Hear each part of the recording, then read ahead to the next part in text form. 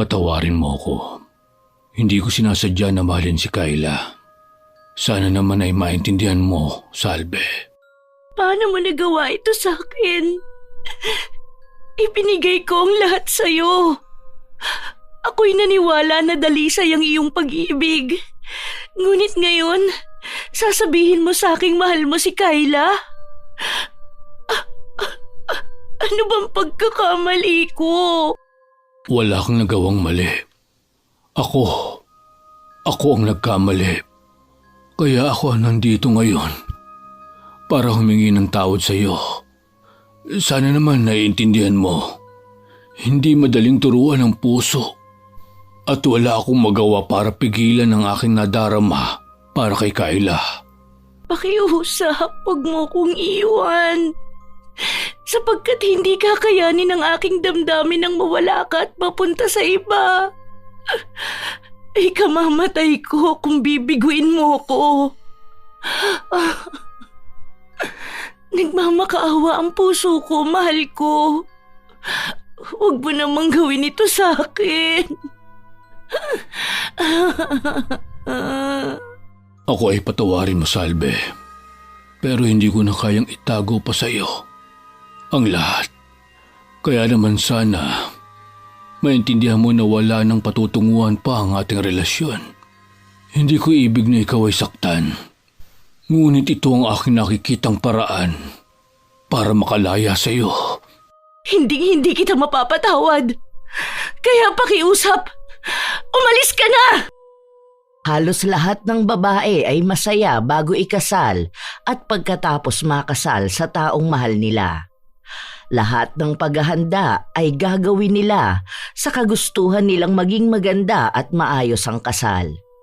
Kagaya na lang ni Kara. Kahit pa nga kontra ang kanyang ama sa desisyon niyang pagpapakasal kay Max, ay itinuloy pa rin niya ang preparasyon. Ngunit sa kalagitnaan ng saya ay samot-saring unos at problema ang kanilang kinaharap. Dahil doon ay sinabi ng kanyang ama na ang mga nangyayari ay konektado sa sumpa ng nakaraan. Hindi naman yun maintindihan ng dalaga dahil hindi siya naniniwala sa mga ganoong bagay. Isa rin yun sa dahilan kung bakit marami pang nadamay sa kamalasang nararanasan nila. Magkaganon pa man ay pinanindigan ni Kara ang kanilang desisyon ng nobyo. Sa kanyang desisyon ay malalagay sa alanganin ang buhay ng lahat ng nakapaligid sa kanila. Hanggang saan aabot ang paninindigan ni Kara sa desisyon niya? Ano-ano ang kanyang gagawin para lang matuloy ang kanilang kasal na parang tinututulan ng pagkakataon? Halina at sabay-sabay nating pakinggan at alamin ang buong istorya ni Kara. Han, kumain ka lang ng kumain.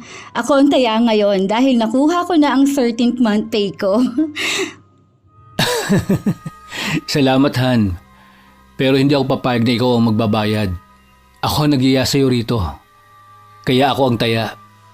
Kung may gusto ka pa, magsabi ka lang. Ito talaga. Ang tagal-tagal na natin. At sa tuwing lalabas tayo, laging ikaw ang taya. Baka hindi ka na makaipon para sa future natin yan, ha? Yun naman ang imposibleng mangyari. Maganda ang takbo ng negosyo ko. Masipag din naman ako. At saka marami na ako naipon para sa future natin. Hindi ko hayaang mahirapan at magutom ka kapag magkasama na tayo. Hay, napakaswerte ko talaga at nakatagpo ako ng lalaking kagaya mo. Wala na talaga akong hihilingin pa. Dahil ikaw ang isa sa blessing sa akin. I love you, Han. Mahal na mahal din kita.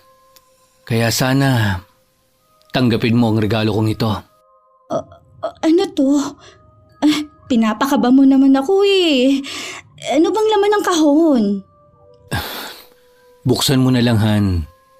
Mas maganda kung makikita mo na muna kung ano ba yan. Oh my! Totoo ba to? Ha? Sing-sing? Are you? Sa palagay ko, ito na ang tamang oras para hingin ang kamay mo. Kaya, Kara Advincula, marry me. Samahan mo ako sa pagharap sa buhay. Sa 7 taong relasyon natin bilang magkasintahan, nais kong tuparin ngayon ang binitiwang kong pangako noon sa'yo. Handa ka na bang maging Mrs. Crisantos? Totoo ba to? Hindi ba ito isang panaginip? Hindi po ito panaginip. Dahil totoong-totoo po ito. Mahal kita. At gusto kong ikaw na ang makasama ko habang ako'y nabubuhay.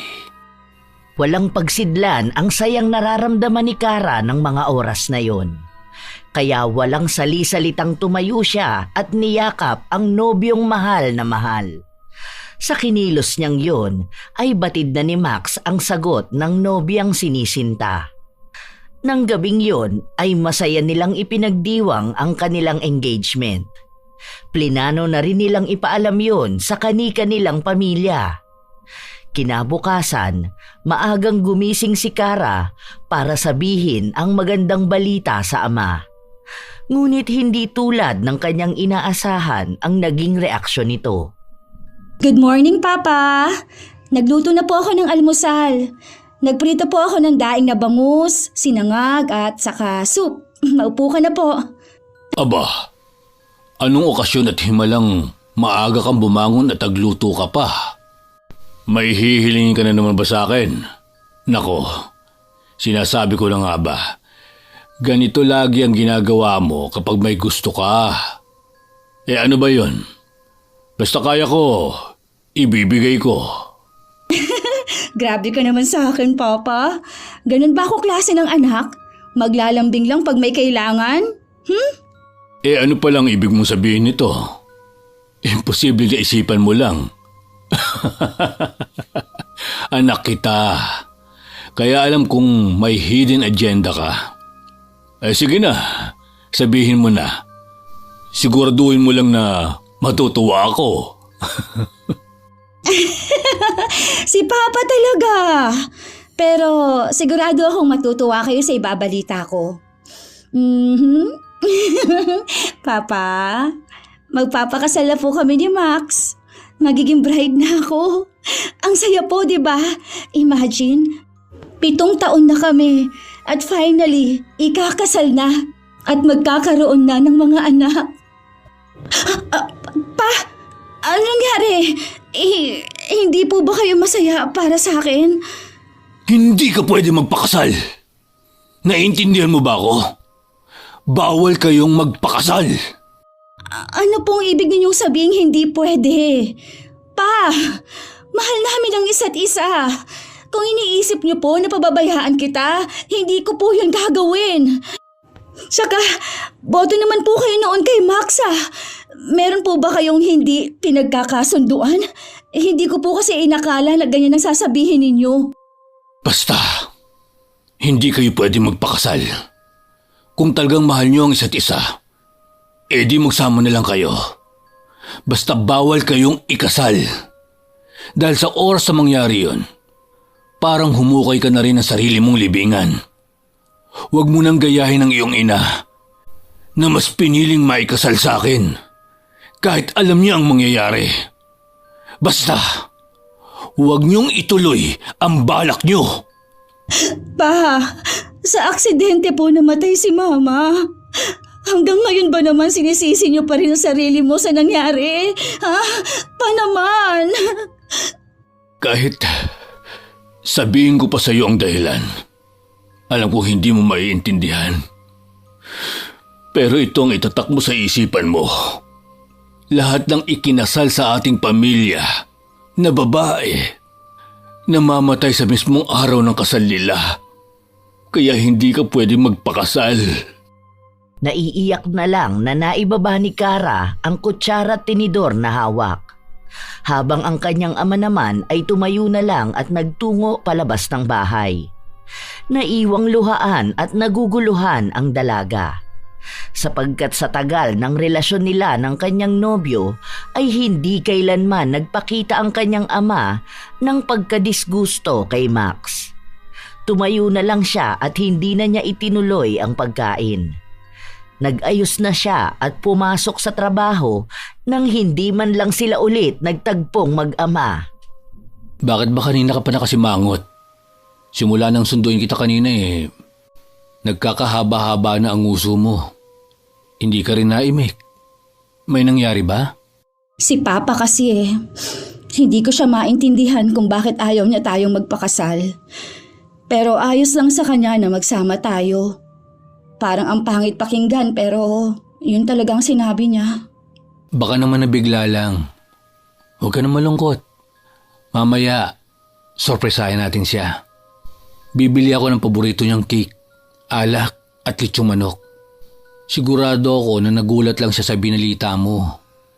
Han, intindihin mo na lang muna si Tito. Matanda na siya. Baka natatakot lang na maiiwan siyang mag-isa. Hindi lang yun. Ang weird pa ng sinabi niya na lahat ng ikinakasal na babae sa pamilya namin namamatay. Kapag itinuloy pa raw natin, parang humukay raw ako ng sarili kong libingan. Sinabi ni Tito yun? Bakit daw? Paano niya nasabi yun? Ayaw niya sabihin kung bakit. Pero sa palagay ko, may kinalaman ng pagkamatay noon ni Mama. Alam mo namang namatay ang aking ina sa mismong araw ng kasal nila ni Papa. Nadulas siya at nabagok ang ulo. Sa palagay ko pa, sinisisi pa rin niya ang kanyang sarili dahil doon. Maaaring ganun na nga. Kaya intindihin na lang natin si Tito. At huwag ka na magtampo sa kanya. Palagay ko naman, masusuyo natin si Tito para pumayag siya. Basta! Pumayag man siya o hindi, magpapakasal pa rin tayo. Ayoko magsama tayo sa iisang bubong na walang basbas galing sa simbahan. Pasaway ka talaga. Mana ka talaga kay Tito. Mas mabait nga lang siya. Mas toyoin ka nga lang talaga. Ganon. Oh, heto naman Hindi ka na mabiro. Joke lang yun. Pinapangiti lang kita. Oh, nandito na tayo. Mamayang 6, susunduin kita. Huwag ka na masyadong mag-isip. Ay, okay. Ingat ka sa pagmamaneho ha. Bye, Han. I love you. I love you more. Bumaba si Kara sa sasakyan ng kanyang nobyo at saka naglakad papasok sa building na kanyang pinagtatrabahuhan. Magulo man ang kanyang isipan, pinipilit pa rin niyang umarte ng normal. Magkaganon pa man, ay halos maghapon na nakatunganga lang siya at wala sa sarili. Hindi siya makapag-focus. Nang sumapit na ang 6:00 ay sinundo nga siya ng kanyang nobyo. Hello, Han. Kumusta ang araw mo? Eto, hindi ako makafocus. Iniisip ko pa rin ang mga sinabi ni Papa. Huwag ka nang malungkot. Susuyuin natin si Tito. Nakabili na ako ng panuhol. Kaya huwag ka nang masyadong mag-isip.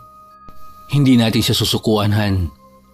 Kung kailangang araw-araw ko siyang suyuin para payagan niya tayo magpakasal, gagawin ko. Salamat, Han. Ang swerte ko talaga sa'yo. Mas maswerte ako sa'yo. Sa dami naming nanligaw noon, ako ang pinili mo. Kahit na mahirap intindihin ang oras ko dahil sa negosyo namin. Mahal kita, kaya ikaw ang pinili ko. Kahit na madalas na canceled ang date natin, bumawi ka naman simula lang makagraduate ako. Isa pa, wala na akong makikitang kasing tiyaga at napagmahal mo. Maalaga pa at maraming plano sa buhay. Sige na nga, maniniwala na ako. Oh, tara na kay Tito Nolan. Nag-aalala pa rin si Kara sa mangyayari sa oras na suyuin nila ang kanyang ama. Pero bilib din siya sa kanyang nobyo na sobrang bait at maintindihin. Sa ngayon ay isa na lang ang hinihiling ng dalaga. Yon ay ang makuha nila ang basbas ng kanyang ama. Ilang sandali pa ay narating na nila ang bahay ng mga Advincula. Naunang pumasok ang dalaga, habang ang kanyang nobyo na si Max naman ay kinuha ang mga panuhol nila sa backseat. Pa, nandito na po ako. Kasama ko po si Max. Talaga? Aba, ngayon na lang uli ako binaba ng batang yan Madalas kapag hinahatid ka, umaalis ka agad. Namiss ka po yata. Magandang gabi po, Tito. Dinalhan po kita ng paborito niyong cake, alak at litsong manok na pampulutan. Talaga nga naman. Alam na alam mo ang gusto ko halika rito at maupo ka. Kumain na ba kayo? May niluto akong kaldereta dyan. Hindi pa po. Sakto po pala ang dalaw ko. Dahil matitikman ko na naman ang masarap na kaldereta ala Tito Nolan. Magbibihis lang po ako, pa. Tapos ihahanda ko na po ang hapag. Magbihis ka na. Ako na ang bahala. Sige na. Tutulungan ko na po kayo, Tito Nolan. Okay, bihis lang ako. Tapos kain na tayo. Dalian mo. At pagkatapos kumain, iinom kami ni Max. Aba, dapat na matikman na ang alak na ito. Mukha pa namang masarap. Kokontra pa sana si Kara, pero sinenyasan siya ng kanyang nobyo. Kaya naman napapailig na lang siyang naglakad papunta sa kanyang kwarto at nagbihis ng pangbahay na damit. Nang makapagpalit na ay pumunta na rin siya sa komedor. Inabutan niyang nagtatawanan ang dalawang importanteng lalaki sa buhay niya. Masayang pinagsaluhan nila ang nilutong kaldereta ni Nolan at ang dala ni Max na litsong manok. Nang matapos na silang kumain ay nag-inuman na nga ang magbiyanan, habang si Kara naman ang naging tagasilbi nila. Kara, anak, maupo ka na nga lang. Nahihilo na ako sa'yo. Kakapabalik-balik mo. Hindi mo naman kami kailangang pagsilbihan. Ay nako, Papa, lasing ka na. Paano ka pa makakakuha ng yelo? Baka mamaya ibang makuha mo. At ikaw naman, sinabi ko na sa'yo kanina na huwag kang masyadong mag-inom at magmamaneho ka pa. Han naman, minsan lang naman kami magbanding ni Tito. Aba, hindi naman problema yun Dito na siya matulog. Mas okay po sa akin na magsama na kayo. Basta ba, huwag kayong magpapakasal. Pa, hindi po ba mas maganda kung ikasal muna kami bago magsama? Ayoko po na may masabi ang ibang tao. Isa pa po, mahalaga ang kasal sa aming mga babae. Hindi nga kayo pwedeng magpakasal. Kakulit mo naman Pumapayag na nga ako na magsama kayo na para mag-asawa. Seremonyas lang naman yan Ang mahalaga, mahal niyo ang isa't isa at hindi ka sasaktan ni Max. Pero Tito, ang amin lang naman po, gusto naming mabasbasan ng pare sa harap ng altar. At yun po ay deserve ni Kara. Hay nako, katigas ng ulo nyo. Bawal kayong magpakasal. Tapos, magsama na lang kayo. Hindi pa ako handang magpalibing ng anak. Kaya, makinig kayo sa akin.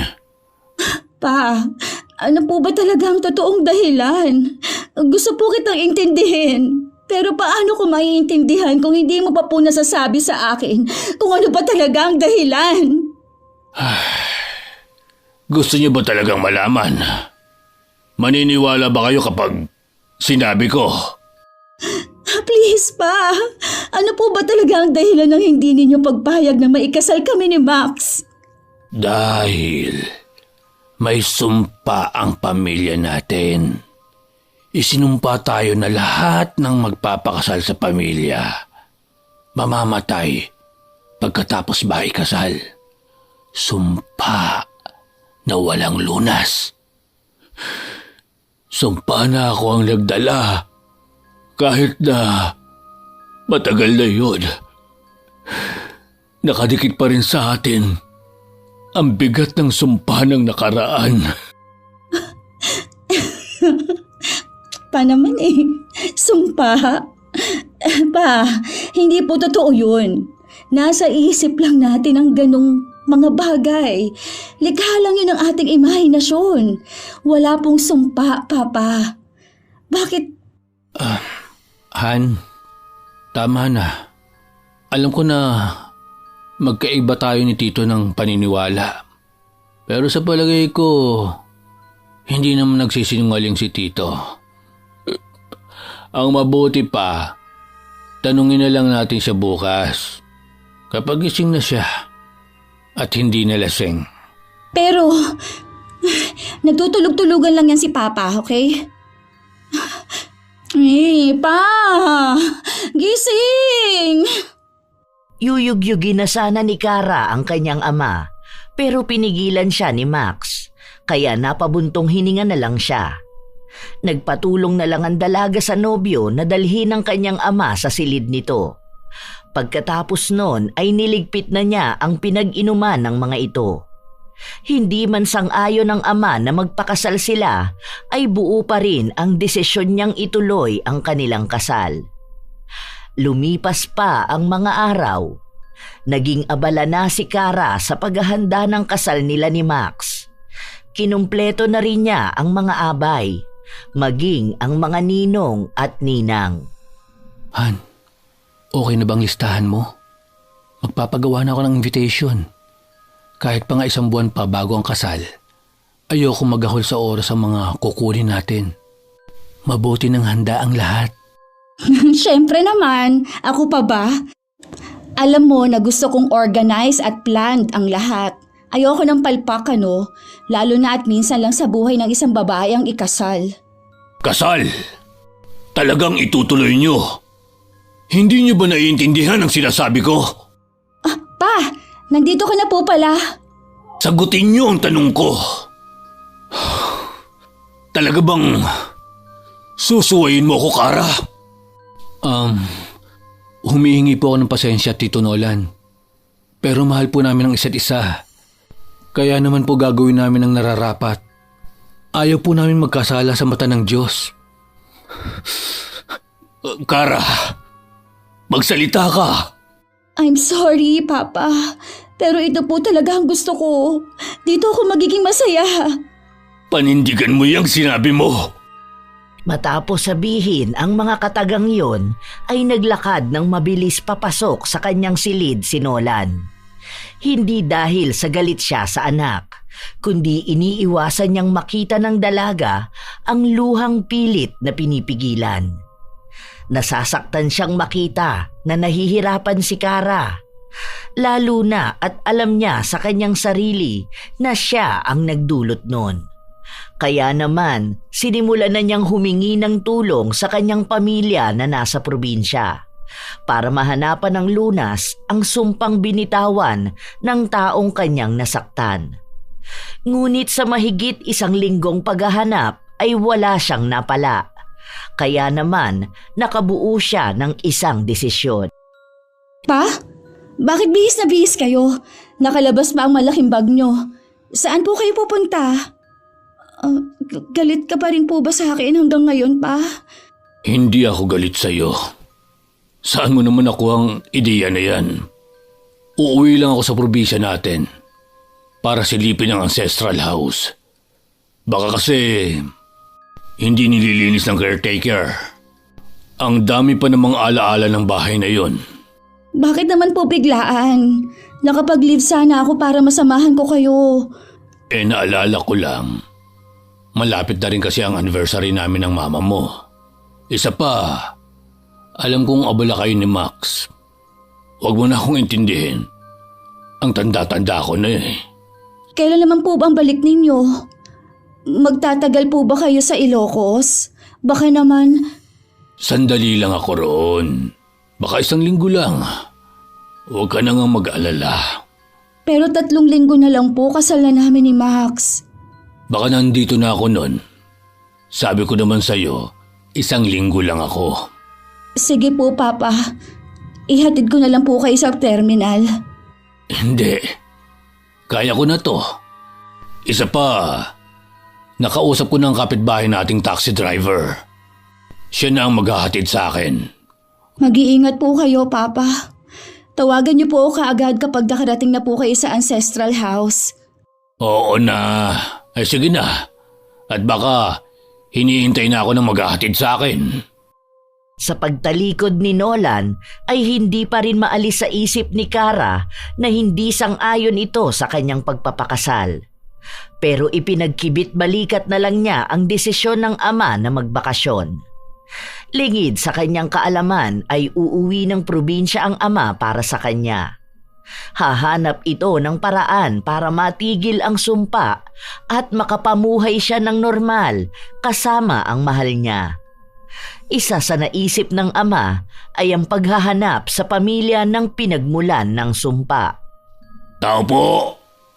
Sino po sila? Ano po ang kailangan nyo? Dito ba ang bahay ni Alejandro Mendez? Yung kuya ni Salve Mendez. Ano po ang kailangan nyo kay Lolo? Magpapagamot po ba kayo? Naku, pasensya na po at nahuli na kayo. Last week pa po yumao si Lolo. Hindi nyo na po siya naabutan. Hindi. Hindi ako magpapagamot. Nandito ako tungkol kay Salve. Tungkol po sa kapatid ni Lolo? Kayo po ba si Nolan Advincula? Ako nga. Sa loob po tayo mag-usap. Dederechahin na kita. Nandito ako dahil sa sumpa ni Salve sa aking pamilya. Alam ko po. Noon pa man, hinihintay na kayo ni Lolo. Sayang nga lang at hindi po kayo nag-abot. Ilang taon din siyang nag-abang sa pagpunta niyo. Kung ganun, wala na palang pag-asa at wala nang saysay ang pagpunta ko rito. Paano na kaya ang gagawin ko? Nagbilin po sa akin si Lolo. Natulungan ko po kayo. Pero sa ngayon, nag-aaral pa lang po ako ng panggagamot. Hindi ko pa po kaya ang kaso niyo. Kung ganun, alam ni Alejandro ang lunas. Isang magaling na manggagamot po si Lolo. Pero mga simpleng sakit lang po ang kaya ko pong gamutin. Hindi pa po sapat ang kakayahan ko. Nakikiusap ako sa iyo. Sana matulungan mo ako. 3 linggo na lang, ikakasal na ang anak ko. Ayokong mawala ang anak ko. Gusto ko siyang mabuhay ng masaya at normal na buhay. Pakiusap. Susubukan ko po. Hihingi ako ng tulong sa mga kasamaan ni Lolo.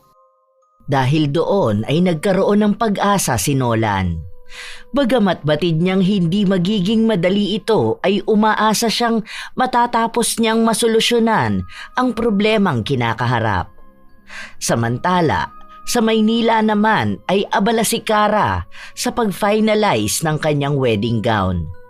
Kasama niya roon si Max na siyang naging personal alalay niya.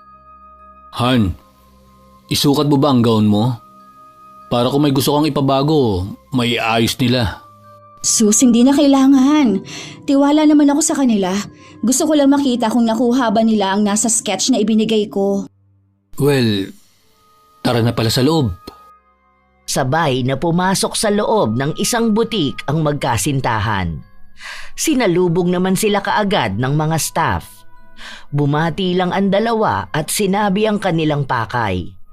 Kaagad namang kumilos ang mga ito at inilabas ang gown na pinasadya ng dalaga. Labis namang namangha ang magkasintahan. Wow! Ang ganda! Kuhang-kuhang nasa sketch! Bagay na bagay sa iyo ang gown. Hindi na ako mapaghintay na makitang suot mo ito.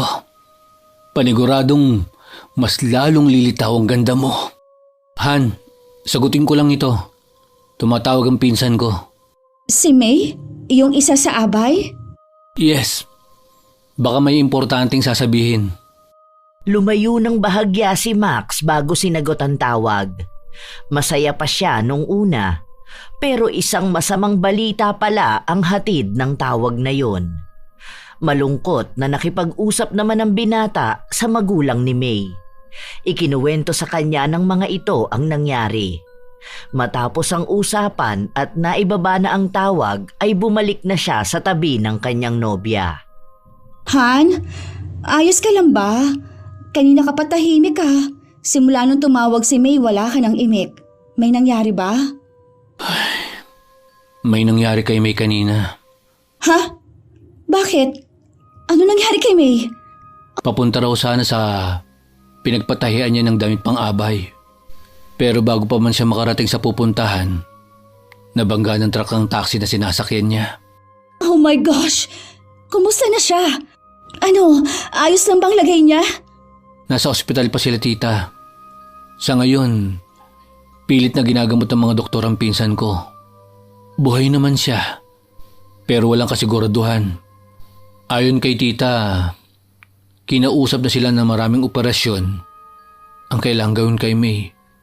Bukod sa naputol ang paa, nayupi rin ang bungo niya.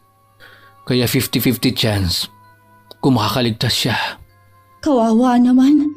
Ang bata pa niya. Gusto mo bang puntahan natin siya? Alam kong isa si May sa mga paborito mong pinsan.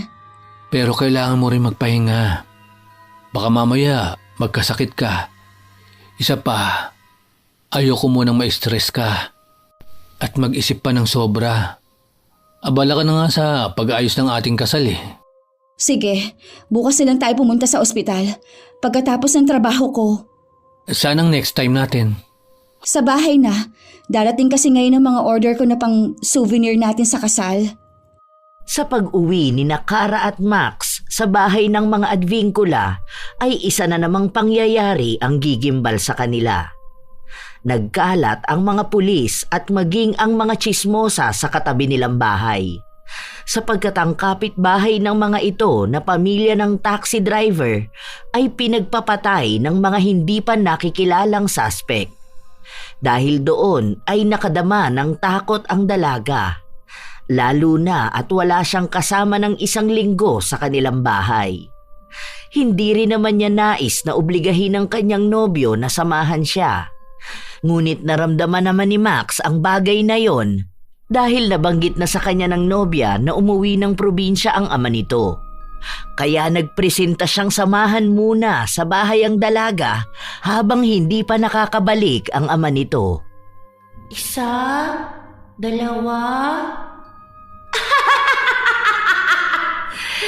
Hindi kayo pwedeng maging masaya! Mga salbahe kayo!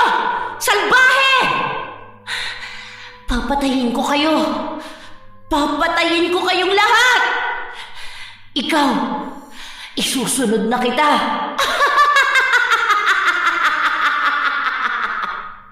Labis na natakot si Kara nang ituro siya ng babaeng nasa kanyang harapan.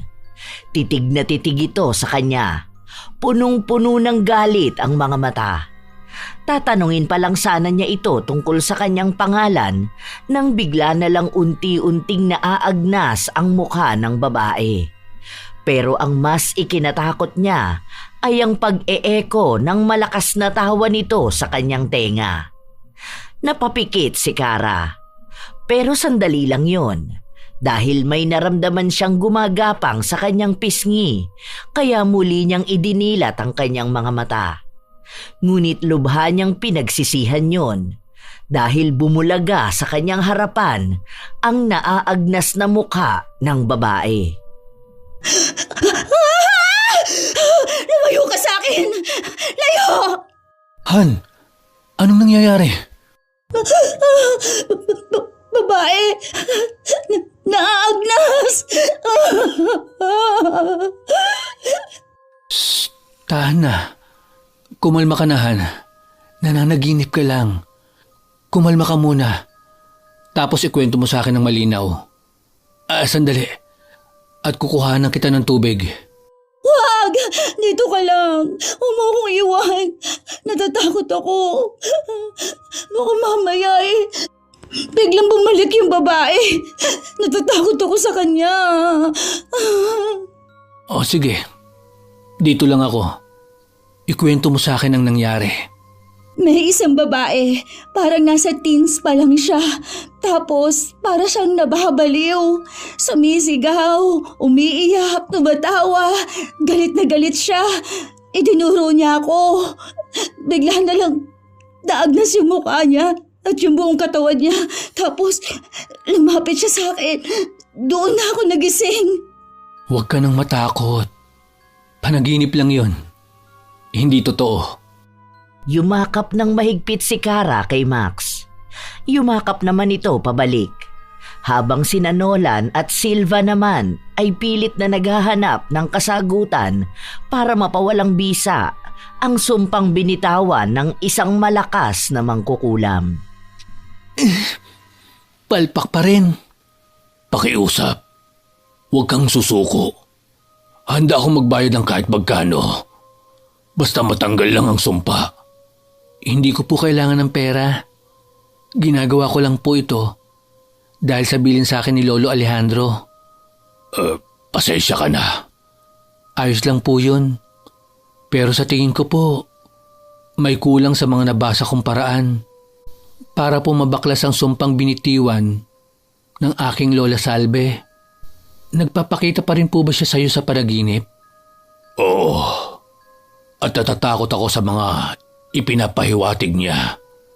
Subukan niyo po na humingi ng tawad sa kanya. Hindi ko magawa. Dahil sa tuwing tatangkain kong magsalita, tinatakpan niya ang aking bibig. Ano na kaya ang dapat nating gawin? Nalapitan ko na po lahat ng kakilala namin ni Lolo na mga manggagamot din. Pero kahit sila po, walang alam. Tanging si Lola Sabel lang po ang may impormasyong ibinigay. Ang tungkol sa itim na libretang pagmamay-ari ng inyong pamilya. Di ba sabi mo, hindi mo kailanman nakitang gamit yun ni Alejandro? Wala nga tayong ideya kung anong totoong itsura nun. Maliban sa kulay itim ito. Tama. Alam ko na. May bahay sila Lolo noon na inabandona dahil sa trahedyang nangyari sa kanilang pamilya. Hindi po kaya naroon ang itim na libreta? Posible nga yun. Kukuha lang po ako ng gamit. Tapos po puntahan natin. Yun nga ang ginawa ni Silva. Kumuha siya ng ilang gamit pangontra sa mga hindi nila inaasahang makakaharap. Lalo na at dating kilalang malakas na mangkukulam ang ina at kapatid ng yumaong si Alejandro. Matapos makuha ang lahat ay lumakad na sila. Ilang minuto lang ang lumipas ay narating na nila ang malaking lumang mansyon. Kinakabahan man sa kanilang gagawin ay hindi umatras ang dalawang lalaki. Ngunit bago pa man sila tuluyang makapasok ay bigla na lang nagbago ang panahon. Ang mainit na panahon ay biglang naging maulan at mahangin.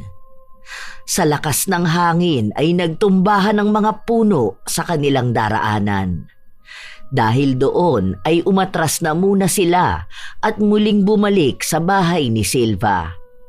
Habang sa Maynila naman ay nakatanggap na naman ng masamang balita ang magkasintahang sina Kara at Max. Tingnan mong mabuti ang gawa mo! Sisiguraduhin kong magdurusa ang lahat ng kadugo ng manlolokong hayop na yon! Oh my. Ha? Ayos lang ako. Hindi ko lang maintindihan kung bakit napapadalas ko siyang makita sa panaginip. Han, ayos ka lang ba? Nananaginip ka na naman. Ay, masyado ko lang yatang naiisip siya eh. Hindi ko naman kilala ang babaeng yun. By the way, malapit na ba tayo? Yes. Hindi ko lang alam kung bakit traffic ngayon dito. Wait! Ambulansya bang nasa tapat ng butik? Han, look. Ang daming tao. I-park mo na muna sa sasakyan. Dito ka na lang. Hintayin mo ko. Sabay na bumaba ng sasakyan sina Kara at Max. Nagmamadali silang lumapit sa pinagkakaguluhan. May nakalagay na ring dilaw na tape sa harap ng butik na kanila sanang pupuntahan. Pero labis ang kanilang gulat nang makita nila ang itsura ng inilalabas mula roon. Isang lalaking duguan at punong-puno ng saksak. Gumagalaw pa ito kaya alam nilang buhay pa. Pero labis ang takot na nararamdaman ni Kara nang mamukaan niya ang biktima. Si Petra yan! Siya ang tumahi sa gown ko! Oo nga no. Ito na yata ang sinasabi sa aking panaginip ng babae. Pero ragdoll lang ang hawak niya. Paano nangyari? Hindi kaya may kinalaman ang sinasabi ni Tito na sumpa? Hindi ko alam. Wala sa sarili na tatawid sana si Kara, habang isang rumaragasang kotse naman ang papalapit sa kanya. Napansin yun ni Max kaya mabilis na hinila niya ang kanyang nobya palapit sa kanyang bisig. Kaya naman bumangga sa isang poste ang kotse. Doon lang natauhan si Kara. Nanlalambot ito sa kaalamang kumilos siya nang wala sa sarili. Dahil sa pangyayaring yon ay inuwi na siya ni Max. Han, ang mabuti pa kausapin na natin si Tito. Hindi na maganda ang mga nangyayari. Una si May. Tapos ngayon naman, ang mananahi. Lagi ka rin nananaginip. Total, ilang araw nang wala si Tito. Mag-iisang linggo na rin. Kinausap na rin ako ng aking mga magulang. Alam mo namang naniniwala sa mga pamahiin ang aking magulang. Kaya sa palagay nila, dapat nating i-delay ang kasal. At ayoko namang mangyari yun. Dahil alam kong sobrang nag-effort ka sa preparation. Hindi ko na alam. Naguguluhan ako. Ayokong maniwala sa mga ganung bagay. Pero... Hindi kita pipilitin na maniwala. Pero what if lang naman? Pag-iisipan ko. Sige, babalik na muna ako sa shop. Babalikan kita dito mamaya. Sige, iidip din muna ako. Humalik lang kay Kara si Max bago ito umalis. Nang maiwan ang dalaga ay nagpunta siya sa kanyang kwarto. Doon ay pinahinga niya muna ang kanyang isipan. Ngunit ang akala niyang pahinga ay magiging bangungot pala. Sinasagot na kita, Nolan. Mahal na mahal din kita. Talaga? Napakasaya ko ngayon, Salve, aking kasintahan. Ipinapangako ko sa iyo na hindi kailanman luluha ang iyong mga mata.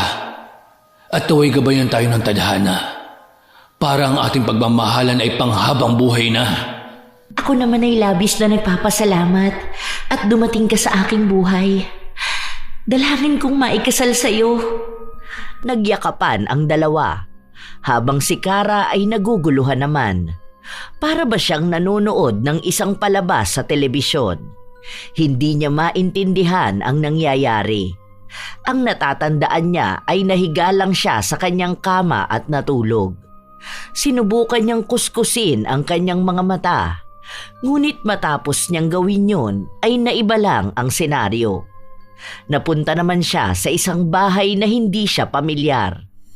Muli ay nakita niya ang kanyang ama at ang babae na madalas niyang napapanaginipan. Masinsinang nag-uusap ang mga ito. Dahil sa distansya ay hindi niya lubos na marinig ang sinasabi ng mga ito, kaya lumapit siya. Patawarin mo ako. Hindi ko sinasadya na mahalin si Kayla. Sana naman maintindihan mo, Salve. Paano mo nagawa ito sa akin? Ipinigay ko ang lahat sa'yo.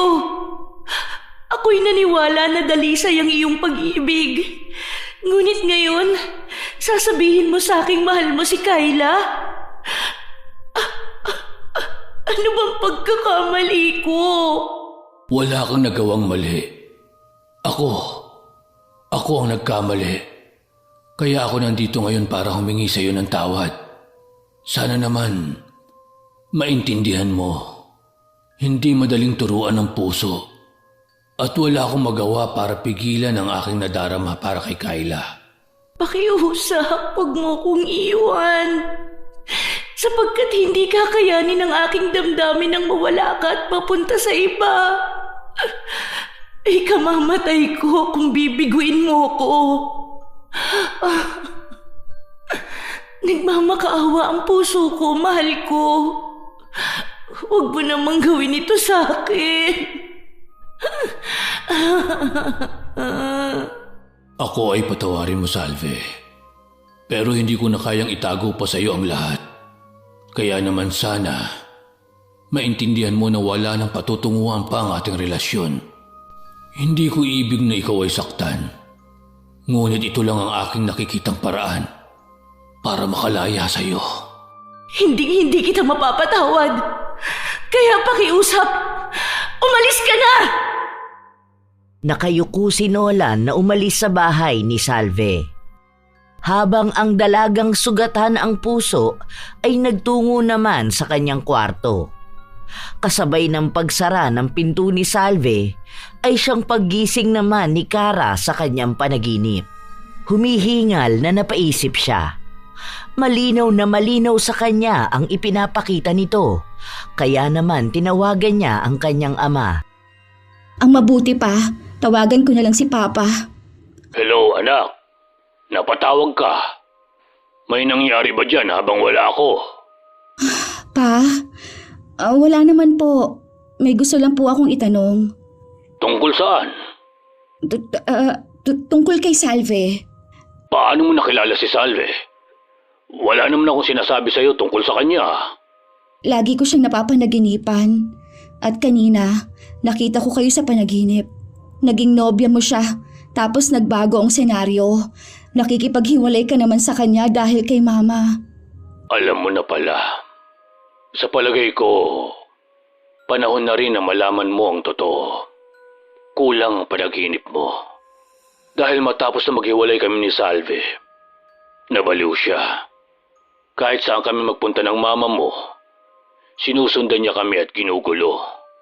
Kahit ilang taon pa ang lumipas. Kaya kami napadpad ng Maynila. Ipinagbubuntis ka ni Kyla ng mga oras na yon. Kaya ang balak namin, bago kay panganak ay magpakasal kami. Binalaan na ako noon ng kuya ni Salve na huwag na naming ituloy. Dahil sa sumpa, tama po ba ako? Oo. Sinabihan na rin ako ni Alejandro na subukang palambutin ang puso ng kanyang kapatid. Ngunit hindi ako nakinig. Itinuloy ko pa rin ang kasal. Nang araw ng kasal namin, bigla na lang sumulpot si Salve sa loob ng simbahan at nagbitiw ng mga salitang hindi namin naiintindihan. Ipinagsawalang bahala namin yon. Dahil lang matapos siyang magsalita, lumabas na rin siya ng simbahan. Nasaan na po siya ngayon? Baka naman... Wala na siya. Ang araw ng kasal ko ay ang araw din ng kanyang kamatayan. Paano po nangyari yun? Ang naaalala ko, nagsisisigaw siya sa labas nang bigla siyang tamaan ng magkasunod na kidlat. Mahirap paniwalaan, pero yun talaga ang nangyari. Ibig pong sabihin, napigil niya ang pagpapakasal ninyo ni Mama? Hindi. Dahil nangyari ang pagtama ng kidlat nang matapos din ang seremonya ng kasal. Paano naging sumpa yun? Siya po ba talaga? Paano niya magagawa yun kung wala na siya? Nang maaksidente kami ng mama mo, pinuntahan ako ni Alejandro para magkumpisal sa totoong ginawa at totoong layunin ng kanyang kapatid. Si Alejandro rin ang nagsabi sa akin kung anong klaseng sumpa ang ginawa ni Salve. Kung alam na pala niya bakit hindi niya kinontra ang sumpa. Kung marunong ang kapatid niya, panigurado may alam din siyang solusyon. Hindi ganun yun. Sa pamilya nila, tanging babae lang ang nagmamana ng kakayahan na may basbas ng kanilang ninuno. Nang oras na yun, walang alam sa mga ganong bagay si Alejandro. Yun po ba ang dahilan ng pag-uwi ninyo sa probinsya? Oo. Silva, tumabi ka dyan. Hello, Pa? Sumagot po kayo. Ano nangyayari dyan? Ngunit kahit anong lakas ng sigaw ni Kara ay wala na siyang ibang naririnig kundi ang malalakas na sigaw ng isang tao at ang malakas na hangin na parang nakatutok ang telepono sa electric fan. Naghihisterical na ang dalaga sa pag-aalala sa kanyang ama. Yun naman ang dinatnan ni Max. Han, nandito na ako. Oh, anong nangyari sa'yo? Ayos ka lang ba? Hindi ba maganda ang tulog mo? Ang papa ko! Hindi. Nag-overthink lang ako. Maayos lang siya. Pero, hindi ko na alam ang iisipin ko. Ano ba ang nangyari? Nanaginip ka na naman ba? Kausap ko kanina si Papa nang bigla na lang may narinig akong bumagsak ng malakas. Hindi ko alam kung ano ang nangyari. Han, sa palagay ko kailangan natin puntahan ang probinsya nyo. Hindi ko gustong dagdagan ang iniisip mo. Pero kaya maaga akong umuwi dito dahil yayayain sana kita sa ospital. Nalaglag si Mama kanina sa hagdan. Nabalitaan ko rin kanina sa news na nagpakamatay ang bridesmaid natin sa kasal. Sunod-sunod na ang nangyayari. Natatakot na ako na baka totoo ang sinabi ng papa mo. Ano nang gagawin ko? Nasa ganong pag-iisip siya nang biglang tumunog ang kanyang telepono. Nang makitang lumitaw sa screen ang numero ng kanyang ama, ay kaagad niyang sinagot yon ng may pananabik. Papa? Ito po ba ang anak ni Manong Nolan? Ako nga. Sino to? Hindi na po mahalaga yun. Nasa panganib po ang buhay niyo at ng inyong ama. Kaya mas mabuti pong umuwi kayo rito sa probinsya. Dadalhin ko na rin po siya sa ospital dahil may tama po siya sa kanyang balikat. Ano? Sige, uuwi ako ng probinsya. Nang araw ding yun, ay pinag-usapan ng magkasintahan ang kanilang gagawin. Ang una ay dapat na si Kara lang ang uuwi ng probinsya. Ngunit hindi siya pinayagang magbiyahe mag-isa ni Max. Kaya naman napagkasunduan nilang magkasama na lang sila sa pagpunta. Tumawag na rin sila sa mga dapat nilang tawagan para hindi magkaroon ng aberya ang kanilang lakad. Paglipas ng 2 araw, tinungo na nila ang Ilocos kung nasaan si Nolan. Ilang oras din ang binyahe natin. Pero hindi tayo pwede magpahinga. Mas mahalaga ang pakay natin dito. Tatawagan ko na si Silva. Alam ko, nasa ospital siya at binabantayan si Papa. Hello? Nandito na po ba kayo? Oo, saan tayo magkikita? Dito na lang po sa ospital. Sa ngayon po, hindi pwede maiwang mag-isa si Manong Nolan. Dahil sa palagay ko po, siya na ang isusunod ni Lola Salve. Hindi ko po alam kung alam po ninyo. Pero nanganganib po parehas ang inyong mga buhay. Lalo na po at nakuha na po namin ang itim na libreta. Panigurado pong mamadaliin kayo ng kaluluwa ni Lola. Sige, naiintindihan ko. Papunta na kami dyan. Pagkatapos ng kanilang pag-uusap ay nagtungo na nga ang magkasintahan sa ospital. Ilang sandali lang ay nagkaharap-harap na sila. Nagulat pa ang magkasintahan nang makitang mas bata pala sa kanila ang kasama ng ama ng dalaga. Maganda man at malaki ang pangangatawan nito ay masasabi ni Kara na hindi pa lalagpas sa 20 ang edad nito. Mabuti naman po at nandito na kayo. Kanina ko pa po kayo hinihintay. Dahil kailangan na po nating madaliin ang pagputol ng sumpa. Sandali! Kamusta na si Papa? Hindi pa po siya nagigising simula nang dinala ko dito. Isa pa po yan sa dahilan kung bakit natin kailangan magmadali. Dahil sa aking palagay po, hawak ngayon ni Lola Salve ang kanyang kaluluwa. Ang ibig mo bang sabihin, patay na ang papa ko? Hindi pa po. Buhay pa po ang katawan niya. Pero kung masatagalan po natin, baka magtagumpay po si Lola. Bakit hindi mo sinabi kaagad? Dahil hanggang ngayon po, alam kong hindi niyo pa rin po paniniwalaan ng totoo. Tama na po muna ang daldal. Manang Kara, kailangan niyo po sumama sa akin sa bahay para kunin ang mga gamit ko. Saka po tayo pupunta sa lumang mansyon. Ikaw naman po, Manong, kailangan maiwan dito para bantayan po ang katawan ni Manong Nolan. Huwag ka po mag-alala. Nilagyan ko po ng proteksyon ang kanyang katawan para hindi mapasukan ng ibang kaluluwa. Kaya mong putulin ang sumpa. Bakit ngayon lang? Sapagkat ngayon ko lang po naaral ang libreta habang hinihintay ko po kayo. Pero kailangan din po nating labanan ang isa sa pinakamalakas na nagmana ng itim na mahika. Kaya maghanda ka, Manang. Kailangan ay matatag ang puso at isipan mo. Pipilitin ko. Han, ikaw na muna ang bahala kay Papa. Pagkatapos ng kanilang pag-uusap ay nagtungo na ang dalawa sa bahay ni Silva. Saglit lang sila roon. Dahil nang makuha na nila ang kailangan ay pumunta na sila sa lumang mansyon. Nasa labas pa lang sila ay nakadama na ng kakaibang kilabot si Kara.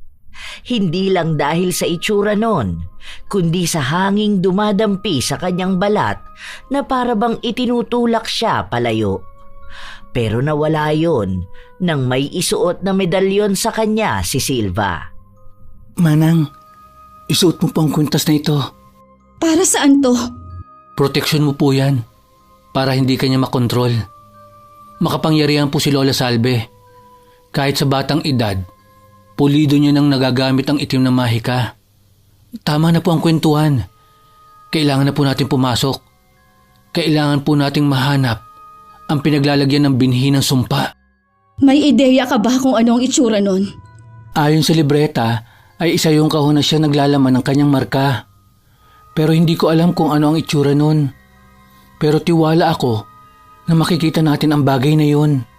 Ang ibig mo bang sabihin, hindi mo rin alam kung anong hahanapin natin? Ano ba naman yan?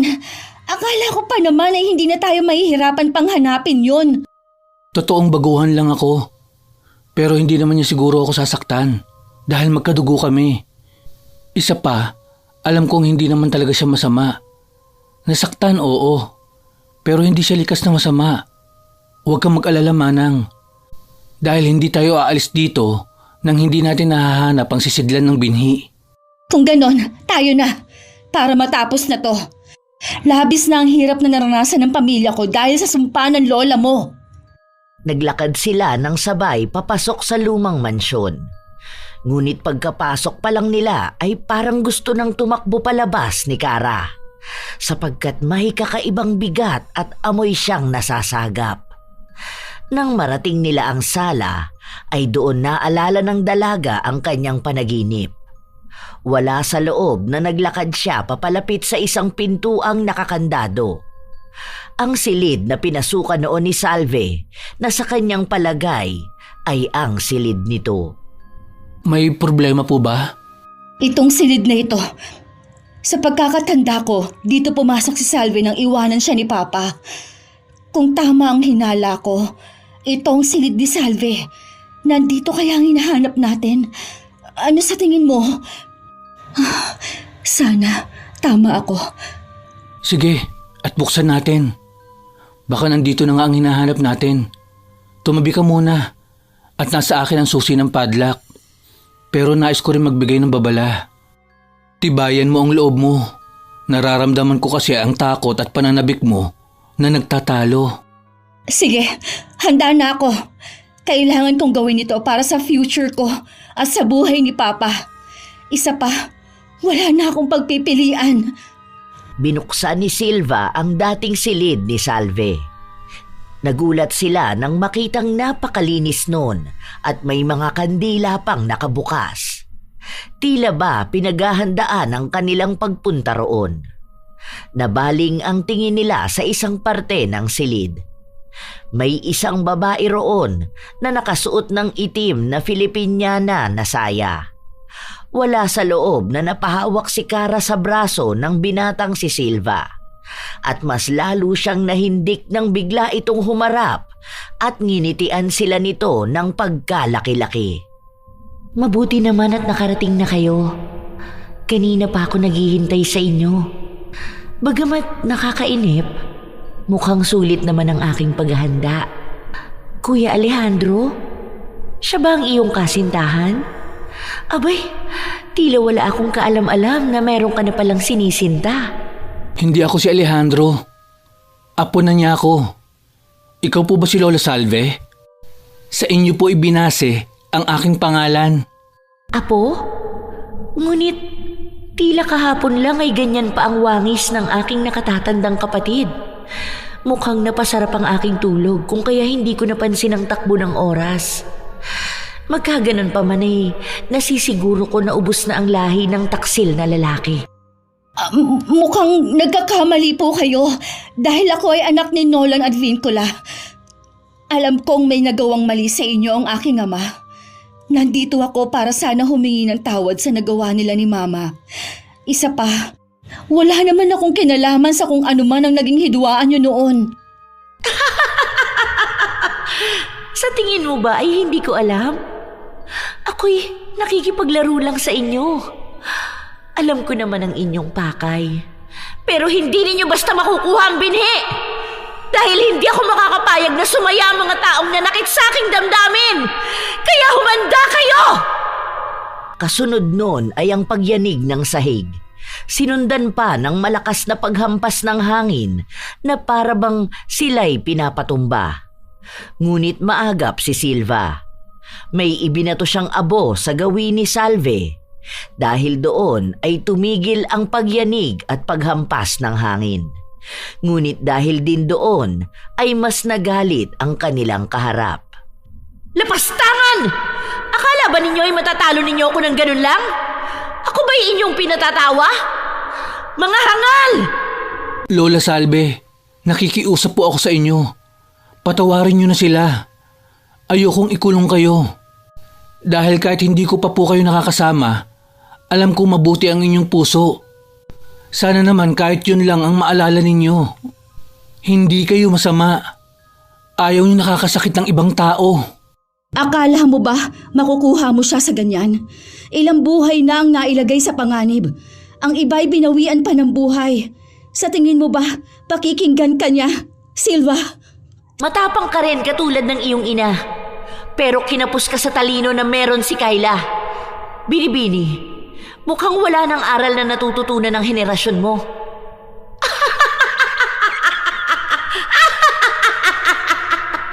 Kaawa-awang nila lang. Lola Salve, nakikiusap po kami. Maawa na po kayo. Hindi na po makatarungan ang mga nangyayari. Isang tao lang ang may kasalanan sa inyo. Bakit kailangang may ibang madamay? Sige, dahil sa sinabi ng aking apo, ipababatid ko sa inyo ang sisidlan ng binhi. Hindi ko nga lang kaya ibigay ang kapatawaran na hinihingi ninyo. Pero kung gusto ninyong maputol ang sumpa, hanapin ninyo ang kahan ng aking mga alahas. Kung ano man ang kuminang, ayun na ang kasagutan sa inyong kailangan. Sandali! Paano ang kaluluwa ng aking ama? Pag natagpuan na ninyo ang kaha, pumunta kayo sa aking himlayan. Doon ay dasalan mo ang binhi pagkatapos ay patuluan ng dugo ng binibini at saka yun silaban. Ang abo nun ay inyong bulungan bago ipalipad sa hangin.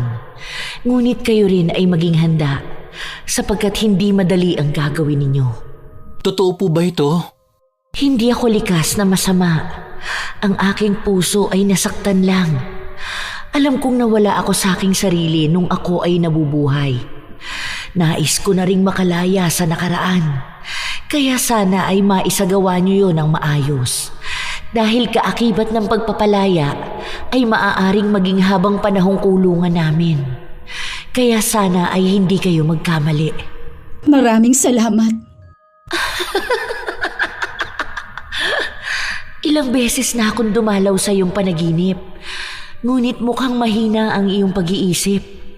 Umpisa pa lang ay akin ang ipinababatid ang mga paparating na dilubyo na dulot ng aking sumpang itinanim. Tunay nga na nagmana ka sa iyong ama. Mapuruhol ang pag-iisip.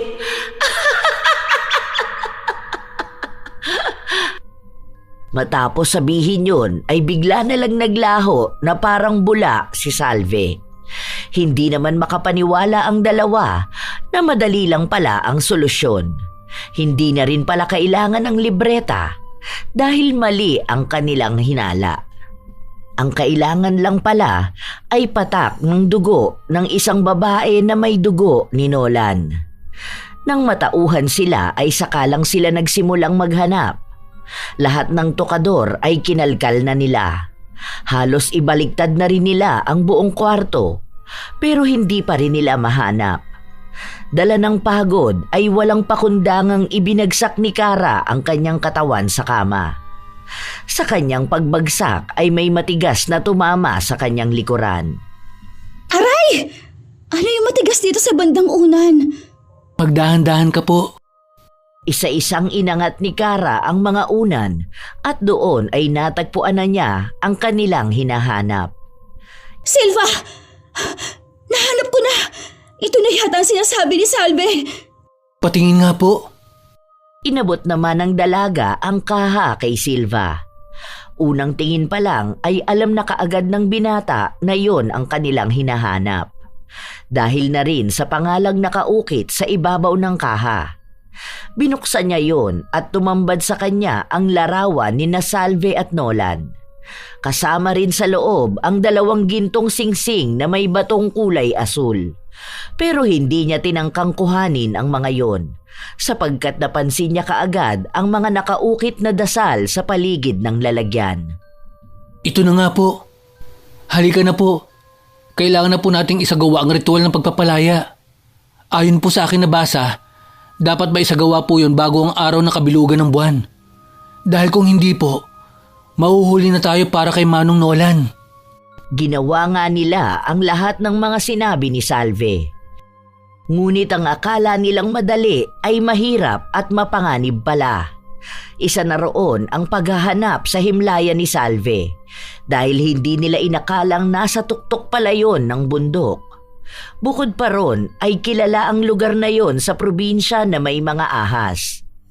Lingid sa kanilang kaalaman ay pinaglalaruan lang sila ng kaluluwa ni Salve.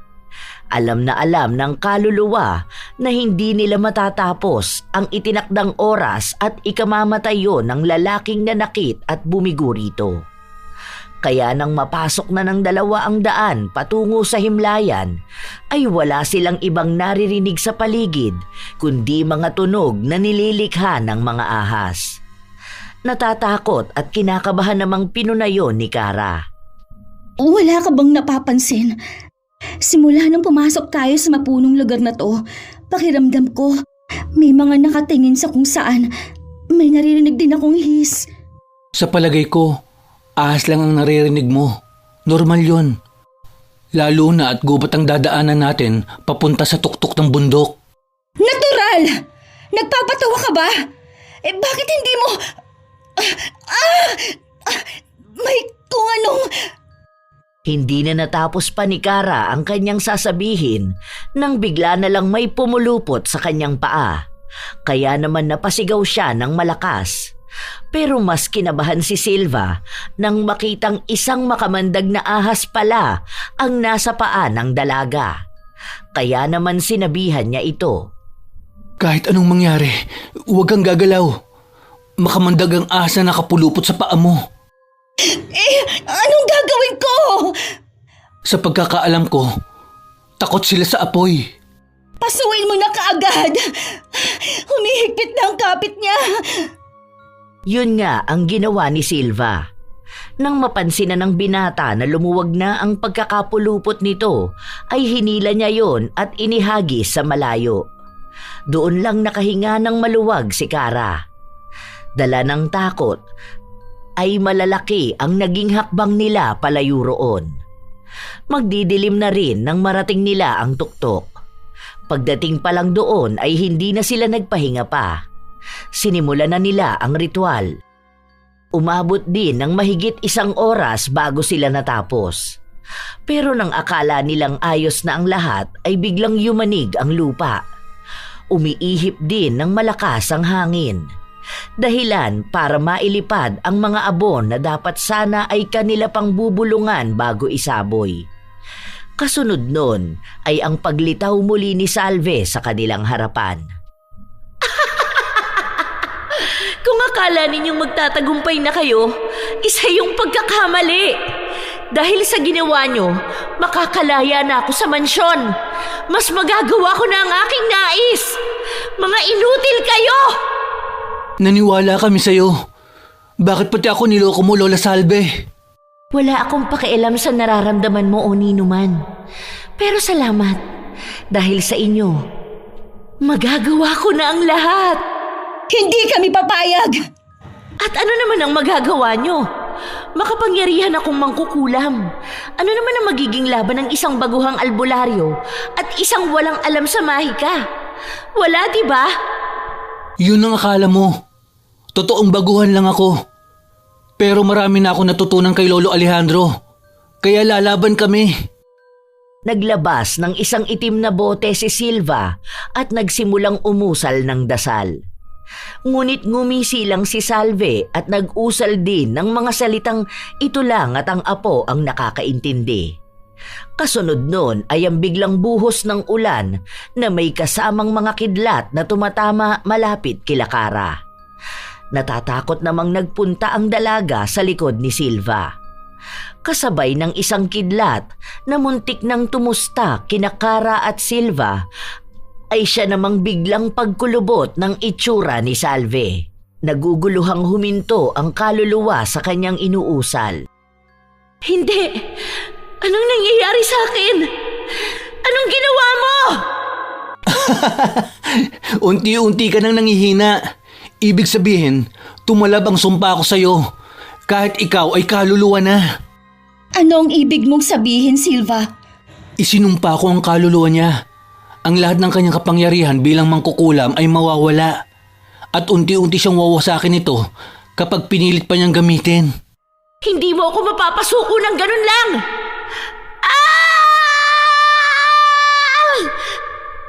Kasabay ng pagsigaw ni Salve ay siyang pagtama rin sa kanya ng mga kidlat. Para bang hinihigop yon ng kanyang katawan. Hanggang sa muling umusal ng dasal si Silva at binuksan ang itim na bote. Namangha si Kara nang makitang may usok na lumabas mula roon at binalot nun si Salve. Ilang sandali pa ay muling bumalik ang usok papasok sa bote. Nang maisara ni Silva ang bote, ay dinasalan niya yon at binalot ng isang pulang tela. Anong nangyari? Nasaan na si Salve? Nandito na ang kaluluwa niya. Dinasalan ko ito para hindi na siya makawala. Ano na ang mangyayari ngayon? Paano ang sumpa sa pamilya ko? Wala na. Sa unang dasal na inusal ko, ay unti-unting mawawalan din ng bisa ang anumang kulam o sumpa na ginawa ni Lola Salve. Totoo? Ganun lang yon? Hindi yun basta-basta. Dahil kapalit ng ginawad kong dasal at sumpa, ay lakas ko naman ang nahihigop. Kaya magpahinga muna tayo bago bumalik sa ospital. Sigurado kang wala na ang sumpa, ha? Eh di kung mamamatay ka sa kasal mo, ibig sabihin, hindi ko pa rin nababaklas ang sumpa na ginawa ng lola ko. Aba! Biro lang. Baguhan man ako, sigurado naman akong tumalab ang ginawa ko. Kaya makampante ka na. Magpapahinga lang ako sandali. Sandaling nagpahinga muna ang dalawa. Nang sapat na ang pahinga nila, ay doon sila bumaba ng bundok at dali-daling bumalik sa ospital. Papa! Sa wakas! Tapos na po ang lahat. Anak ko, patawarin mo ako. Ako ang nagbigay sa iyo ng problema. Hindi po, Papa. Saka huwag ka na mag-alala dahil maayos na ang lahat. Isa pa, hindi po ako galit na naging nobya mo noon si Salve. Mukha siya mabait at dalagang Pilipina talaga. Mukhang hindi rin niya ginusto ang kanyang ginawa. Kaya sana mapatawad niyo na rin siya. Pero mukha lang dahil bruha ang babae na yon. Ano ang binubulong mo? Ay, wala ho, Papa. Ang sabi ko, okay na ang lahat at sana mapatawad niyo na rin siya. Ikaw talagang bata ka. Ako ang nagkasala. Wala namang dapat na ihingi sa akin ng tawad si Salve. Alam kong nasaktan ko siya ng sobra. Kung naging tapat lang sana ako sa kanya, hindi na aabot sa ganito. Kaya lang, mahal na mahal ko talaga ang mama mo. Sa wakas, matutuloy na ang kasal. Silva, pumunta ka ha? Ha? Siyempre naman pupunta si Silva kasi isa siya sa magbe-best man. At naisip ko rin na dito na lang tayo sa Ilocos ikasal. Yun ay kung ayos lang sa'yo. Approve! Kakausapin ko na ang coordinator para maiayos kaagad ang lahat. Papapalitan ko na rin ang invitation. Simula ng araw na yon ay parang naging parte na ng kanilang pamilya ang binatang si Silva. Nagmukha rin itong kapatid ni Cara ng araw ng kasal. Dahil hindi man ito naging best man, ay nagmarcha ito kasabay nilang mag-ama. Nang maikasal sina Max at Cara, ay pinag-aral din nila ng pagdodoktor si Silva. Nais mang tanggihan ng binata ay wala na siyang nagawa. Lalo na at sa maikling panahon ay napalapit siya sa mga ito, lalo na sa kanyang ate Cara. Madali lang sa atin ang magbitaw ng mga salita at pangako. Ngunit iilan lang sa atin ang tunay na tumutupad at may paninindigan. Dahil para sa iba sa atin ay wala lang yun. Pero hindi ganon ang pakiramdam ng mga taong napapangakuan. Pinanghahawakan nila yun. Kaya mag-ingat tayo sa ating mga salita, lalo na sa mga pangakong binibitawan kung tayo ay hindi pa sigurado sa ating sarili. Isa pa, hindi lahat ng akala nating masama ay masama talaga. Ang iba ay may mabubuti ring puso. Nagkakataon lang na lahat tayo ay may mga nagagawang maling desisyon sa buhay. Pagkakamaling maaaring mag-iwan ng sugat sa iba. Bukod doon, ang pag-ibig ay hindi ipinipilit. May mga tao talagang mamahalin tayo pero may hangganan. Hindi man yon ang ating inaasahan, ay wala naman tayong magagawa kung magpalit sila ng nararamdaman. Hindi natin hawak ang isipan ng ating kasintahan. Ang totoong pag-ibig ay pagpapalaya. Kung ikaw ay nakatagpo na ng isang lalaking sasamahan ka hanggang sa dulo, ay huwag mo nang pakawalan pa. Dahil sa panahon ngayon, iilan na lang sila. Kung ikaw ang nasa sitwasyon ni Salve, magagawa mo rin bang isumpa ang lalaking minsan mong minahal?